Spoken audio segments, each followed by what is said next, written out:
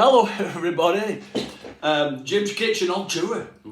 I'm here with Les Hilton in a technological world of crazy weirdness. I know it's crazy, isn't it?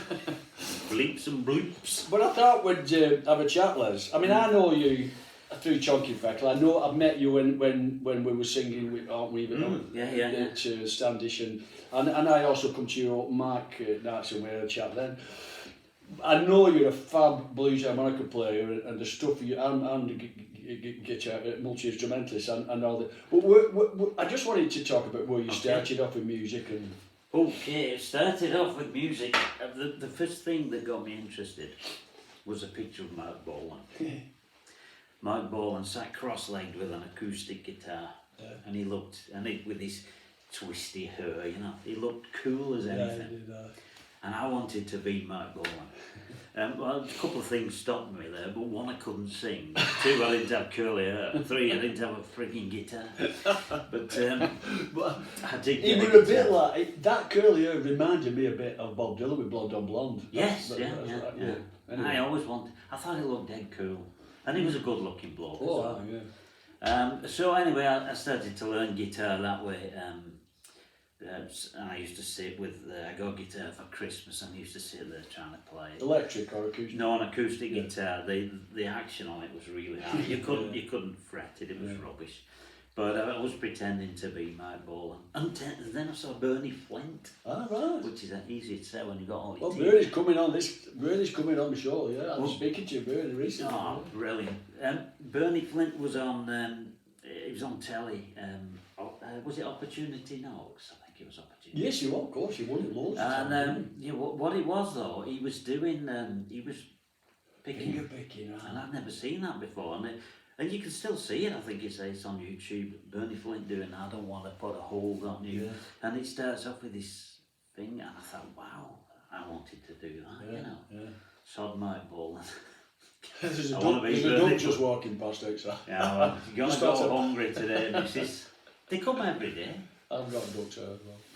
Costing a fortune in fat balls. So I wanted to play like Bernie Flint, and so I tried to do that. And then my interest in music changed from the guitar because there was a show called the Old Grey Whistle Test. And have you got any? Have you got? Well, tell us your story then. Well, what it was, there's a harmonica behind you. Here we go. Look, I've even got. We didn't plan this, but no, we didn't. It starts off like this. I made this. Can you tell? It's a homemade shaker. Hang on a minute.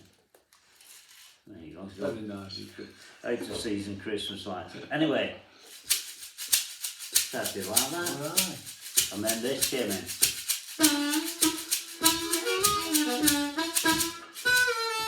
You know, like fantastic. Right? Yeah, I can't do. So what you are doing, right? So, harmonica, and I thought, oh, what's that? That sounds great.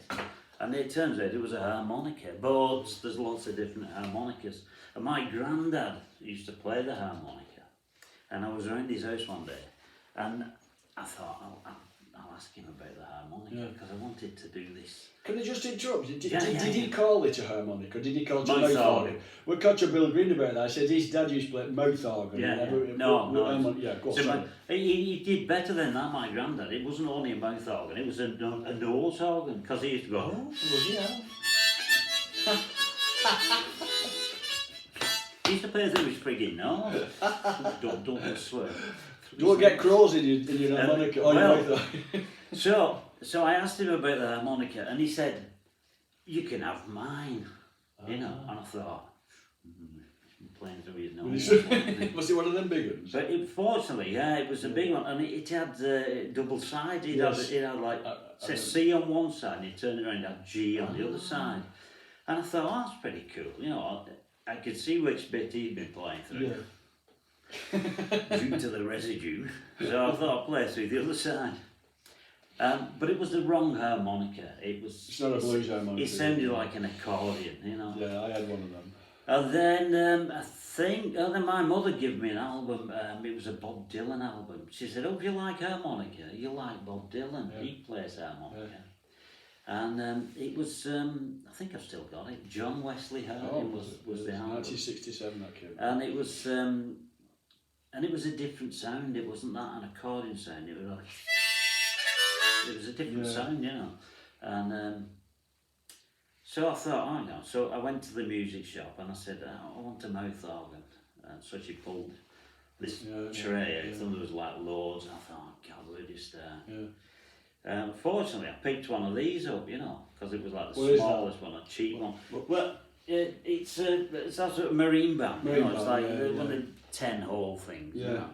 And oddly enough, hang on a minute, I've still got this. Is that the original one? Yeah. Wow. Echo Super Echo Bumper. Super, look. Yeah, look at this. Yeah.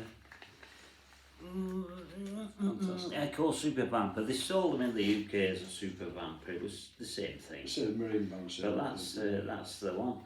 So, and then I was obsessed with that old grey whistle test thing. You know, I couldn't get the sound out of my brain, but I couldn't work it out. How to do it? And I knew it was on here somewhere. And then, oddly enough, Charlie McCoy, the guy who played it, and he played that the Stone Fox Chase, which was the old grey whistle test right, theme tune. I didn't realise. Yeah, so he made that tune with his band. I can't remember what they're called, but he was on a TV show, and something like Val Doonigan, going back a while here, and he was showing him how to play the thing. Right. And I bet you could get you that saw on that on YouTube. telly. And I thought, aha. Yeah. So it's on here somewhere because he had the same thing, you know. And he was like, and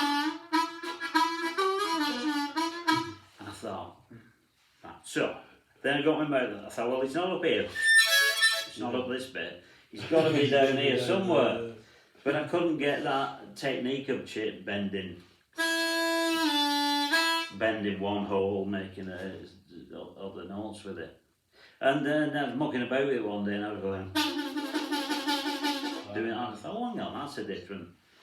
Anyway, I started getting that sound, you know, and then that sort of led me into playing the harmonica, was that tune, you know, and that's just that. See, I'm just getting a bit technical now. I mean, I can bend a note on the harmonica, but that you're doing a different thing there. You're not just bending a note, you're actually changing a note. Is that with your tongue, when you pull your tongue through the back of your mouth? Yeah, you sort of, the old guys, blues guys used to refer to it as choking a note. You're choking yourself. If you want to know how to do it, just try and choke yourself with your tongue. And that's pretty much what it is. And you can, and it works on, you know, once you find a scale, blues scale. Once you find that blues scale, then you can just ad lib. So whenever I play, I only make stuff up. Right. Not because I'm a smarty pants. It's just because that's what it is. You've got a blues scale, and so you never tend to play the same thing. It's a bit like jazz, isn't it? Blues, a bit like that. Only not as complicated. But they improvise, don't they? They'll take a basic melody.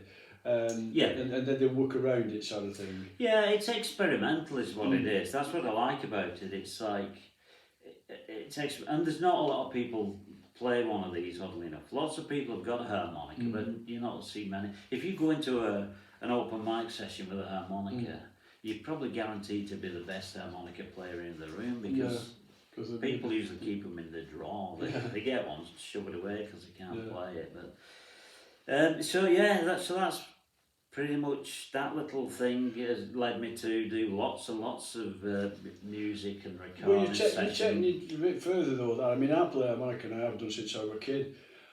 But you've actually, I don't know if you've had formal training on this. No. You've all self-taught, but you do teach other people, don't you? You've helped other people. I'd show anyone. I've got this certificate up on the wall there, and it says, "This is to certify that Les Hilton is what does it say? No, not that certificate. No. An accredited harmonica teacher. So yeah, I've even got a certificate to prove it. That's fantastic. Yeah. But it's not all. Ducks are attacking. Ducks are green. I'm sorry to interrupt you, No, but harmonica is one of your instruments. But what other instruments do you play? Well, I have, for example, a 3-string cigar box guitar that I made. Wow. I have a 1-string diddly bow that I play. Sounds fantastic. I've got an 8-string resonator guitar. Is that four pairs? Or No, it's weird. Strings? It's got like it's got the first. It's got double strings on some of them. Right. I'd have to show you too. Yeah, that's interesting. I have a 10-string ukulele, which is just on the chair. Oh yeah. I'll just show the folks. That's a 10-string ukulele. That's the one I played with Chonkinfeckle all the time. I have a normal ukulele that's got 4 strings. I have guitars with 6-string guitars. So you actually play all your normal one. I have a bass guitar which I like playing, which I got off my good friend Barry Hammond, who plays with Billy Green in the Roving Millbillies. Yeah. Me and Barry were in a band together for a long time. Right. So yeah, all kinds of stringed instruments really. I'm not really that good on them. But I can get. Yeah, you were. I've heard you. But also. Not anymore. My fingers, I was ill and I can't feel my fingers anymore. But when you played in, can you just tell us a little bit about Chonkinfeckle? Because I knew about Chonkinfeckle through on television when I think Wigan had got to Wembley. Oh, I know, that's a good story. Chonkinfeckle.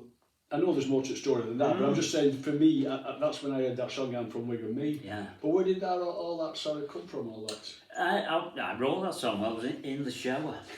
I was having a shower and I thought, and the song is about kids telling white lies. You know what kids are like, they tell little lies. Yes. And the punchline at the end of the song is, what's the last line? They're from Wigan as well, and as far as I can tell, they're just as straight as me. They reckon I taught them well. So it's basically kids picking up on the parents, and you can't bollock them because you've done it when you were a kid, you know. But so it's just that thing about I'm from Wigan, me. I'm honest as can be, because they said I'm Wigan. I'm from Wigan, me. Yeah. It's just a saying. Incidentally, I set up a Facebook page called I'm from Wigan, me. And I did it originally to send pictures to my brother who was in Africa, and I put on, if anyone's got any interesting bits, put them on this Facebook page. I'll share them with my brother. And within a short space of time, and you can go and have a look, there's like about 40,000 people on the Facebook page. So I let the admin people, there's about 9 admins looking after it. There's a great thing in Wigan about sharing information. I did a song called Paella from Wigan, and I wrote it in France, and I sat on front step and just played it. And in a couple of months, it had 15,000 views.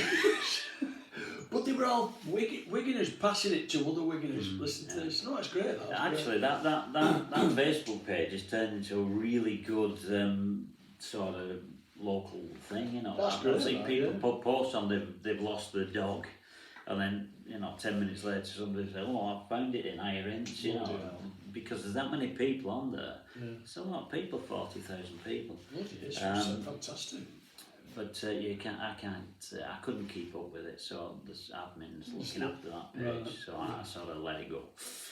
But anyway, I'm from Wigan, me, so it was just based on a saying. It was a little song about kids telling white lies. I wrote the chorus while I was having a shower. I jumped out of the shower, wrote it down, put the rest of the stuff together, and that's around about the time that I met Tim, and me and Tim got chatting at Wigan Ukulele Club. That had just formed, and he was talking about Fred Dibner because he was a big Dibner fan, and I said, "Oh, I've just been writing a song about Fred Dibner, which I had, and so we got chatting, and then his brother-in-law had a recording studio, and he was putting a sampler thing together. And Tim said, "Do you want to go and do one of your ukulele tunes?" Because I was doing like instrumental stuff on my own. And so Tim said, "Oh, well, why don't we do that song? I'm from Wigan, me, you know." So we recorded it, and then it got a bit of traction, and but took off in a big way. It took off in a big way because what happened is Dave Whelan, Wigan Athletic. Yes. There was an interview on telly, and Dave Whelan's doing his interview because he just won, and he started singing "I'm from Wigan, mate." He started singing my song. He's like, "We've got a song in Wigan. I'm from Wigan, me," and the day after that, I got an email from Wigan Athletic. And he said, something like, "Our chairman likes your song. Would you be interested in doing an FA Cup song?" Because I'm not a big football fan, but they were playing football for a and so I wrote back. I said, "Ask him if he wants to buy it. You know, he's got a few quid, hasn't he?" Good lad. And they said, "No, he doesn't. But if you want to rewrite the lyrics to match the football," you know." I said, "All right." Well, they said, "Come up to the club." And we sat around a big table, and they give me a few key words they wanted to put in. And so we went back to the studio, redid the verses to suit the football, the FA Cup thing. I didn't know there'd been a big tradition of FA Cup songs. No. And they weren't very good, the FA Cup songs. They were always a bit naff, weren't they? You know, I didn't realise that because it's not the sort of music I listen to. I didn't realise I'd fallen into the category of